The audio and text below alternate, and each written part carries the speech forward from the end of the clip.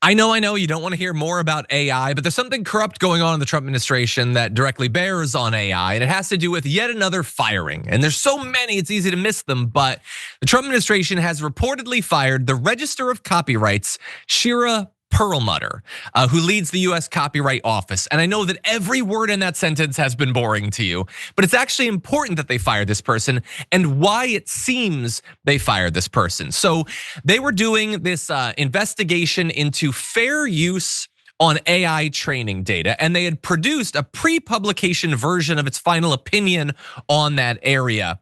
And right around that time is when they decided to fire the head of this office. So let's dive into the report and see if we can figure out maybe why they wanted to kill this thing.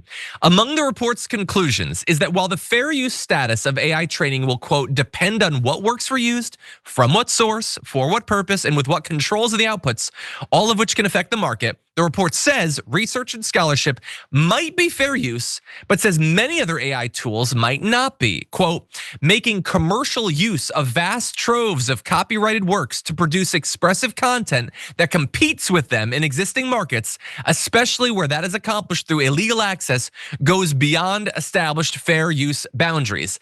And that is at the heart of a massive argument, a philosophical argument that is yet to be adjudicated by the courts about what happened when these massive tech companies, some of the biggest in the world, with the richest people as their CEOs, evidently sucked up all this copyrighted stuff and used it.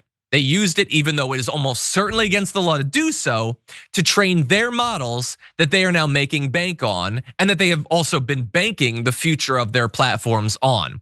And so, if it looks like the US Copyright Office was getting ready to be very clear, it's not fair use to use this to produce monetizable products, including subscription services to these platforms, then that would be really bad news for the companies that are producing that. And there's a lot of them, I mean, they're all working on it. Elon Musk has got his Grok, and Mark Zuckerberg has got his AI over at Meta and everything. And if you were, say, a tech billionaire that had bought the president, you wouldn't like it if the US Copyright Office came out with a decision that could maybe form the foundation of legal judgments against you, that made it so that you had to, I don't know, like pay off everyone whose works you used in training your model, or maybe just take down the AI model altogether if it was produced with that training. But now that report has been killed. A very strong signal has been sent to the US Copyright Office that you are not to touch this fair use stuff when it comes to AI. And what do you know? The wealthiest tech people in the world have once again got what they wanted out of the Trump administration. Now, I'm doing a bit of speculation here. It's not as cut and dried as this, but the timeline looks pretty damning. JR, what do you think? I mean, not a transactional president at all. I mean, we can trust him with a 787 that's being given to him by a foreign country and just hand it over for his personal use forever, now and then forever. Like, it's constant. We see how this whole thing operates. We saw the billionaires lining up at his inauguration because they're looking forward to how they can continue to use everyone else to enhance their business. It's the model of unfettered capitalism. That's why they've been railing on regulations since forever. There's no regulations on people who have enough money to then use everyone else to continue to amass more wealth for themselves. Because, there's no actual work being done by them. They have to use everyone else. That's how billionaires become billionaires. Use other folks to generate your wealth. So yeah, pay off the guy who's desperate for more power with a couple $1 million.